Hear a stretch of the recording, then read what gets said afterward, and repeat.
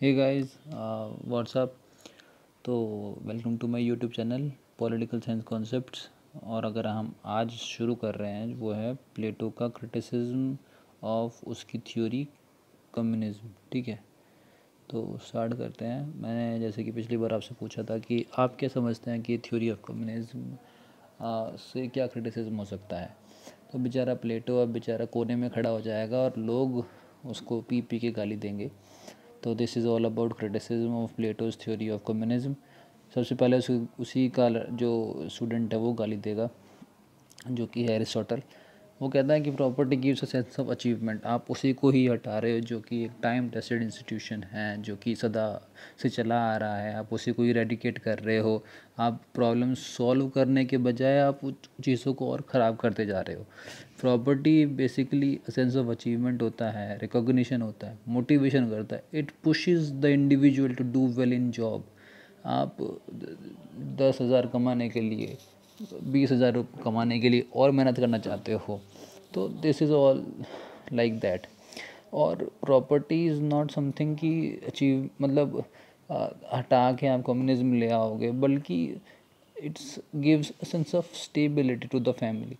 आप वो स्टेबिलिटी को ही हटा दोगे। ठीक है, मतलब मोटिवेशन हटा रहे हो, रिकॉग्निशन हटा रहे हो, मतलब उसको थोड़ा बहुत तो लगे यार ज़िंदगी में मैंने कुछ किया है।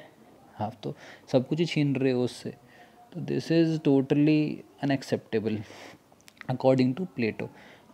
Communism of family is barbaric.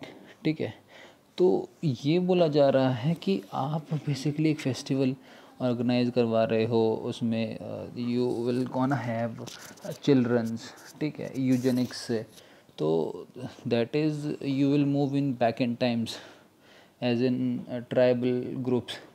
आप कहीं पुराने ज़माने में पहुंच गए हो जहाँ पे ट्राइबल्स होते हैं। मतलब कोई सिस्टम नहीं है, कोई फैमिली का कॉन्सेप्ट नहीं है, कुछ नहीं है।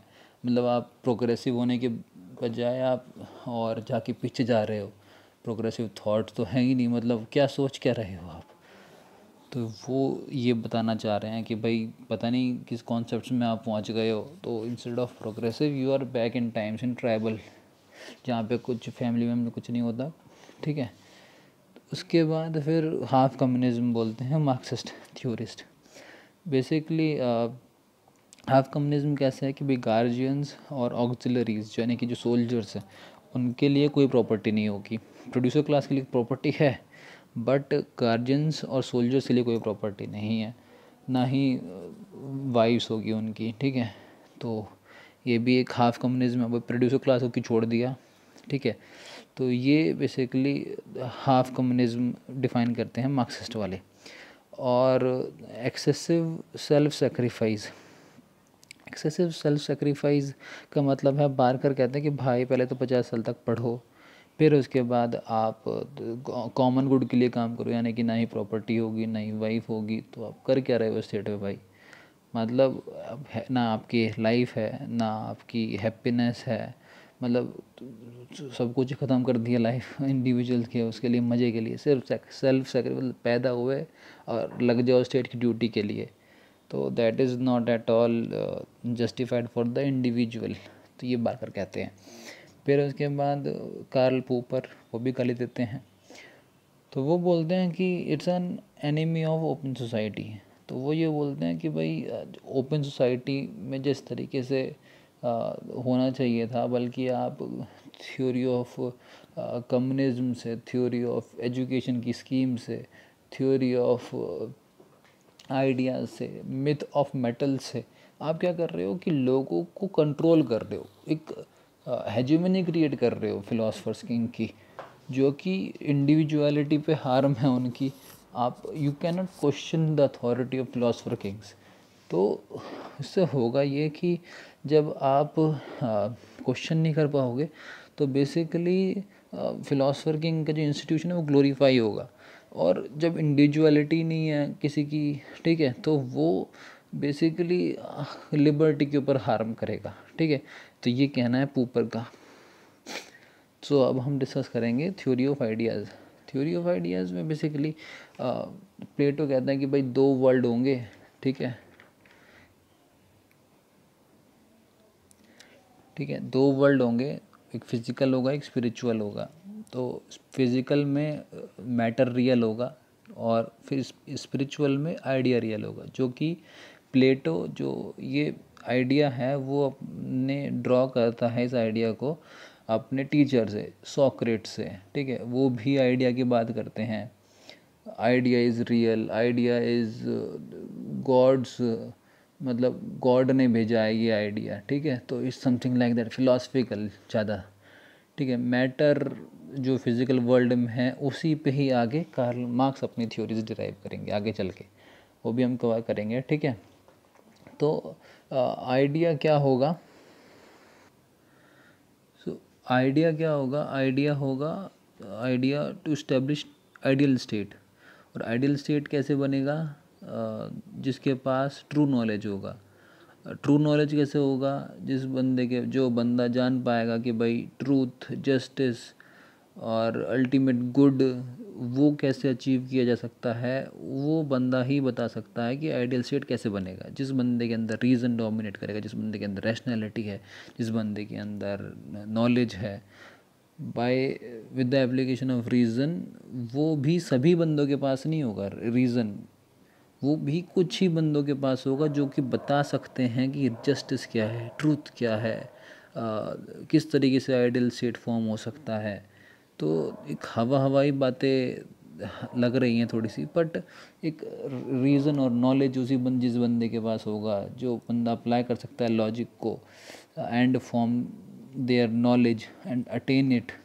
ठीक है, तो वो गार्जियन क्लास बनेगी एंड वो बता सकता है with the help of sufficient reason कि how and what is a good society and how state formulated and maintained. ठीक है, तो वो चीज़ बताते हैं प्लेटो अपनी थ्योरी में। आइडियल स्टेट बनाया जा सकता है with the help of true knowledge. True knowledge क्या है, it's an idea of truth. फिर जो हम लोग देख रहे हैं visible world is a shadow of real world. तो ये बेसिकली एक हमारे सामने पुट फॉर करते हैं कि ये जो है, जो परछाई बन रही हैं, ये है जो लोग यहाँ पे चेंड है, वो जो सामने परछाई देख रहे हैं वो रियल वर्ल्ड नहीं है। तो यही इस स्टेटमेंट का मतलब है कि visible world is a shadow of real world, ये रियल वर्ल्ड नहीं है। और जो बंदा ऊपर खड़ा हुआ है सबसे ऊपर, जो आसमान को देख रहा है, वो रियल वर्ल्ड है। ये रियल वर्ल्ड नहीं है जो चेंज में आपको दिखाया जा रहा है। ठीक है, it is the knowledge of ultimate good, truth, justice और ब्यूटी। मतलब जो बंदा इस चीज़ को जान लेगा वो ही स्टेट को चला पाएगा। मतलब जिस बंदे के अंदर नॉलेज, मतलब नॉलेज होगी जस्टिस की, नॉलेज होगी ट्रूथ की, नॉलेज होगी ब्यूटी की, तो वही बंदा रैशनैलिटी को परसीव कर पाएगा और उसी की बेसिस पे वो सोसाइटी को गवर्न करेगा, स्टेट को फॉर्मुलेट करेगा, मेंटेन करेगा और एक आइडियल स्टेट बना पाएगा with the help of philosopher king, जो कि वो आगे बनाते भी हैं। वो एक एनालॉजी भी ड्रॉ करते हैं यहाँ पे एलिगोरी ऑफ केव की, जैसे मैंने फ़ोटो में दिखाया। वो ये बताते हैं कि जो आइडियल स्टेट है, आइडियल स्टेट कह रहा हूँ, एलिगोरी ऑफ केव है, वो लोग अनजान हैं, जो वो देख रहे हैं वो रियल नहीं है। और जो बंदा यहाँ से इन बेड़ियों को तोड़ के ऊपर पहुँचेगा वो फिलोसफर किंग बनेगा। और वो जब वापस आएगा इस केव में, वो बताएगा कि भाई ये रियल नहीं है, आप गलत देख रहे हो। मतलब ऊपर जाने वाला बंदा ही फिलोसफर किंग है बेसिकली, जो इन बेड़ियों को तोड़ देगा, जो कि जिसको ट्रूथ की, मतलब जो हम देख रहे हैं वो नहीं, सच्चाई नहीं है, वो रियल नहीं है। वो जब ऊपर पहुंचता है तो वो उसे देखता है। मतलब एनालॉजी ड्रॉ की गई है, उसी बंदे के पास फिर नॉलेज होगा, ट्रूथ पता चलेगा, उसे जस्टिस पता चलेगा कि भैया ये हमारे पास जस्टिस नहीं हो रहा है, तो वो ही बंदा फिर रूल कर पाएगा इन लोगों के लिए। ठीक है, तो ये बेसिकली इस थ्योरी का मतलब है। Hope you understand and if you have any doubt please do comment. ठीक है, और क्वेश्चंस में ले लेता हूँ यहाँ पे, अगर आपको कुछ थोड़ा बहुत समझ में आया होगा। Did you achieve true knowledge by this theory of Plato? अगर थोड़ा बहुत भी आया होगा तो definitely do please do comment. And is this wave state will govern? यानी कि किसी बंदा है, वो नॉलेज आ जाती है उस बंदे, मतलब आइडिया आता है, फिर नॉलेज आती है, फिर ट्रूथ उसे पता चलता है। तो डू यू थिंक कि state will govern by this idea? Please do comment. Thank you very much.